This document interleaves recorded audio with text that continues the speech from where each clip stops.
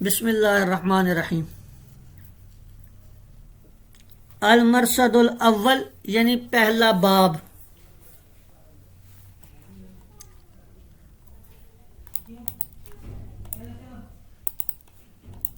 فیما یقبل من الجرح والتعدیل وما لا یقبل منہما۔ اس میں ایک تو یہ چیز انہوں نے بیان کی ہے کہ پہلا باب ہے اس بارے میں کہ قبول کیا جائے گا یا قبول نہیں کیا جائے گا جرح و تعدیل میں سے، یعنی جرح و تعدیل کے مقبول یا نامقبول ہونے کی بات کی ہے اس باب میں۔ اور دوسری بات جو کی ہے وہ یہ وَتَفْصِيلِ الْمُفَسَّرِ وَالْمُبْهَمِ فِيهِمَا، کہ جرح و تعدیل مفسر اور مبہم ہونے کے بیان میں۔ تو یہاں سے کہتے ہیں کہ تو جان لے اعلم ان التعدیلہ، تو جان لے کہ بے شک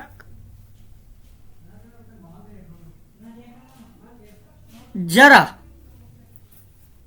کہ بے شک تعدیل اور اسی طرح جرح کبھی تو ہوتی ہے مفسر اور کبھی کبھار ہوتی ہے مبہم۔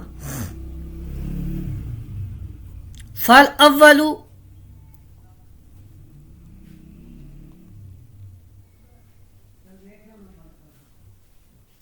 پہلے میں، یعنی یہ جو ہے قد یکون مفسرن، یہ جو قسم ہے پہلے میں، جرح مفسر یا تعدیل مفسر میں پہلے میں جو ہے وہ معدل یعنی تعدیل کرنے والا یا جرح کرنے والا سبب جرح بیان کرتا ہے یا سبب تعدیل بیان کرتا ہے، یعنی تفصیل سے بات کرتا ہے۔ اور دوسرے میں یعنی یہ وقد یکون مبہمن، دوسرے میں لا یبین السبب فیہ، اس میں سبب کو بیان نہیں کرتا جرح میں یا تعدیل میں۔ واختلفوا،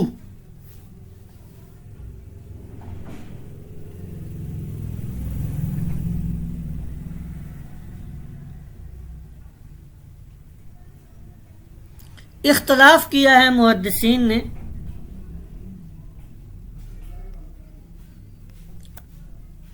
کہ ان دونوں میں جو شرائط ہیں اس میں جرح و تعدیل میں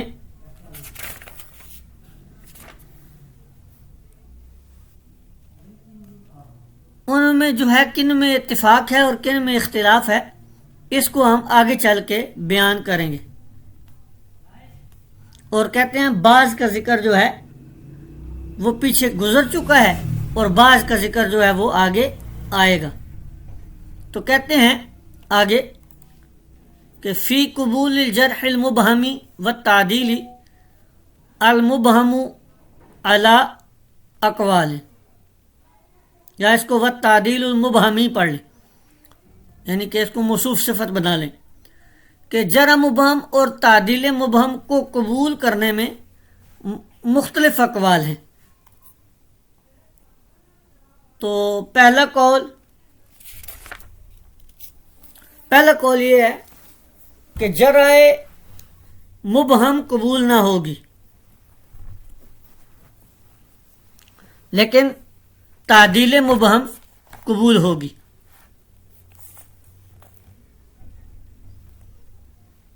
پہلا قول ہے یہ کہ تعدیل مبہم کو قبول کیا جائے گا، ایسی تعدیل جو بغیر سبب کے ہو اس کو قبول کیا جائے گا۔ وجہ یہ ہے کہ جو تعدیل ہے اس کے اسباب کثیر ہیں، تو اگر ہر جگہ پر تعدیل میں سبب بیان کرنے کی شرط رکھ دی جائے تو یہ مشکل ہو جائے گا، ثقیل ہو جائے گا اس کا ذکر کرنا ہر جگہ پہ۔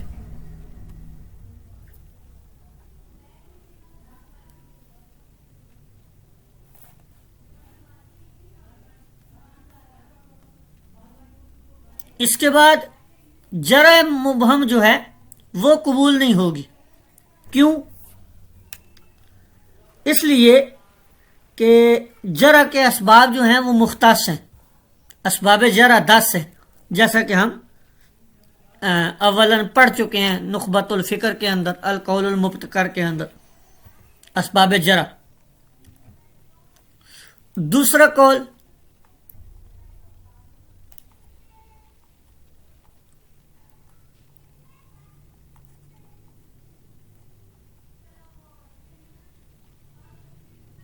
یہ آگے تفصیل دی ہے اسی میں کہ جرح جو ہے مبہم وہ قبول نہیں ہوگی، ہاں جب وہ سبب جرح کو واضح طور پہ تفصیل سے بیان کر دے گا تو قبول ہوگی، کیونکہ جرح جو ہے اس کے اسباب جو ہیں وہ مختص ہیں اور امر واحد سے بھی حاصل ہو جاتی ہے۔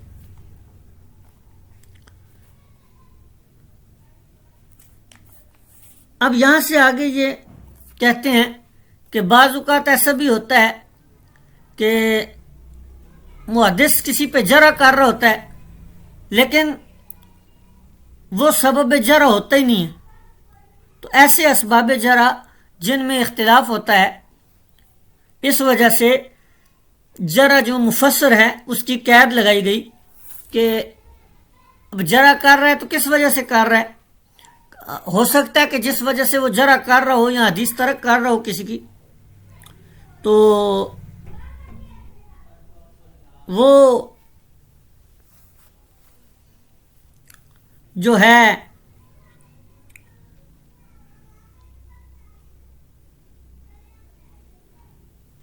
جرح کا سبب ہی نہ ہو۔ مثال کے طور پہ یہاں پہ آپ مثالیں دے رہے ہیں، یہ فَمِنْهَا أَنَّهُ قِيلَ لِشُعْبَةَ سے کہ حضرت امام شعبہ سے پوچھا گیا یا کہا گیا ان سے کہ آپ نے فلاں راوی سے روایت کو ترک کیوں کر دیا، لما ترکت حدیث فلان، آپ نے فلاں راوی سے حدیث کو ترک کیوں کر دیا؟ تو آپ نے فرمایا کہ میں نے اسے دیکھا ترکی گھوڑے پر سوار۔ اب یہ کوئی جرح کا سبب تو نہیں ہے کہ اس کی حدیث ترک کر دی جائے کہ جو ترکی گھوڑے پہ سوار ہو۔ تو اس سے معلوم ہوا کہ بے شک یہ ایسی جرح نہیں ہے کہ جو راوی سے روایت کو ترک کرنے کا سبب بنے۔ اس طرح ہی آگے یہ مثالیں وغیرہ ہیں، یہ دیکھ لیجئے گا آگے تفصیل سے آپ۔ اب یہاں سے دیکھیں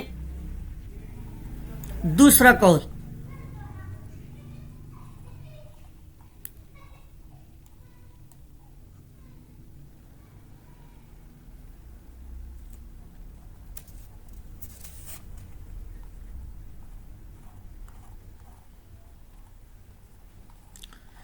دوسرا قول یہ ہے، اس کا الٹ ہے پہلے والے کا۔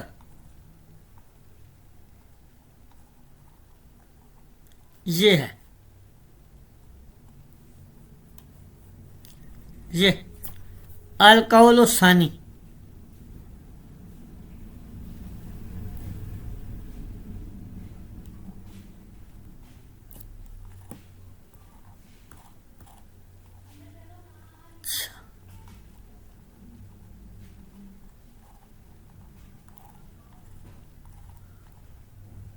یہاں سے ہے جی القول الثانی عکس القول الاولی،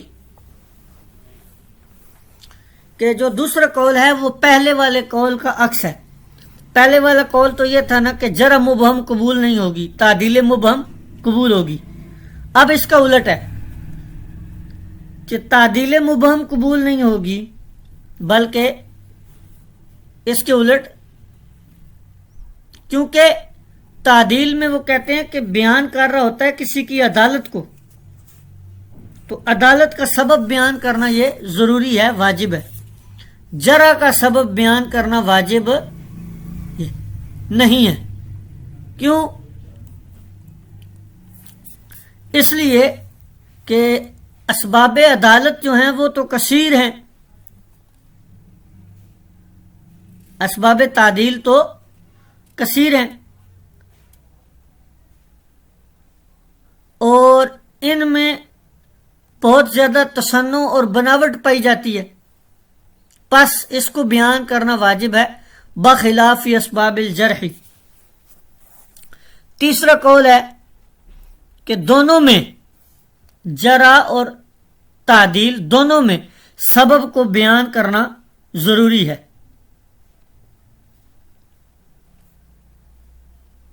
یعنی پہلا قول تھا کہ جرح مفسر قبول ہوگی، دوسرا تھا کہ تعدیل مفسر قبول ہوگی، اور تیسرا ہے کہ جرح و تعدیل دونوں مفسر ہوں تو قبول ہوں گی، مبہم کوئی بھی قبول نہیں ہوگی. اور چوتھا قول عکسہ، اس کا عکس ہے، یعنی کہ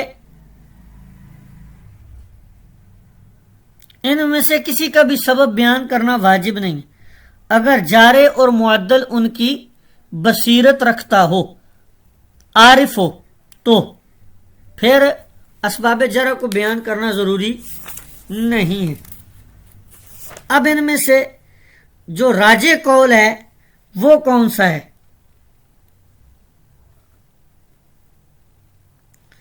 کہتے ہیں کہ امام ابن الصلاح نے اپنے مقدمہ میں اکتفا کیا ہے پہلے قول پر.